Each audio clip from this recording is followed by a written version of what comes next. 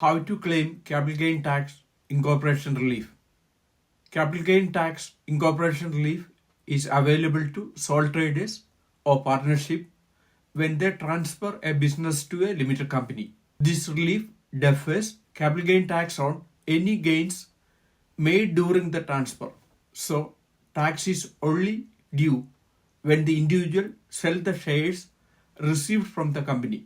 To qualify for incorporation relief, the following condition must be met.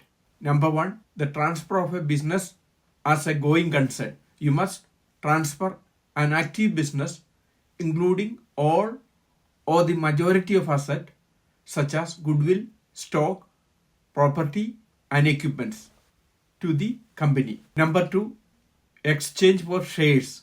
You must receive shares in the company in return for business asset transferred. If you receive cash or other asset instead, capital gain tax may be payable on that portion of the gain.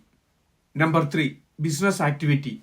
The business must be involved in active trading, not just holding investment such as rental properties or stock. The relief is applied to automatically if these conditions are satisfied, meaning the capital gain is deferred and no immediate tax is paid.